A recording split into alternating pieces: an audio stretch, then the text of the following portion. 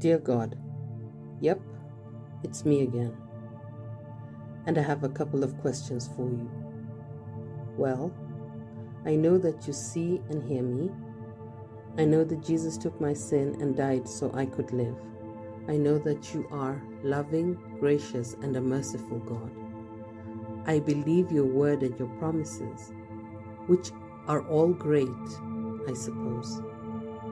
But now that I have this so-called redemption, now that I have this so-called salvation, now that I have this so-called new life, what next? Nothing seems to have changed. Nothing has miraculously sorted itself out. None of my wants, wishes, and desires have been fulfilled. I'm still struggling with my insecurities. I'm still struggling with work and school. I'm still struggling with my relationships. I'm still struggling with my image. I'm still struggling with my addictions and my mental health. I'm still struggling with my everything. I still have doubts. I still feel alone. I still feel unloved. I still feel uncherished. I still feel unredeemed. I still feel lost. So I suppose my first question for you, God, is, what am I doing wrong? Why am I still bombarded with the devil's lies that try and convince me that I don't have what it takes to be your child? Why do I still hear the whispers in my ear saying, I am still not worthy, not righteous, not good enough, not smart enough, not strong enough, just not? Saying I still need to do good deeds to be seen and heard by you. Saying it's only by works that I can be justified and sanctified by you. But you say I am justified.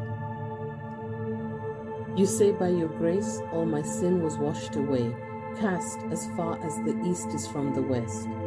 You say I am your child, transformed, beloved, chosen, holy. You say in my weakness, your power is made perfect. You say nothing I can do can separate me from your love. You say my name is written in the book of life. You say that all I need to do is guard against the evil one. So, my second question for you, God, is, how am I to guard against the evil one? When I look at your servant David, I see a man as troubled as I am, struggling with his imperfections, struggling with his desires, struggling with his lies, struggling to do good, committing sin after sin after sin. Yet, you called him a man after your own heart. How? How does David qualify to be called a man after your own heart? Is it because of his faith that allowed him to slay Goliath? Is it because of his trust in you and your promises? Is it because of his obedience to you? Is it because he acknowledged and confessed his sin? Is it because he strove to have a personal relationship with you? Is it because he lived in a posture of continual prayer even in times of adversity? Or is it because he acknowledged your sovereignty over his life? Your word tells me that the fear of the Lord is the beginning of wisdom, and knowledge of the Holy One is understanding. So Lord, give me a hunger for your word that corrects, teaches, encourages. Give me wisdom to know right from wrong. Give me discernment to know what is from you. Give me understanding to acknowledge your ways.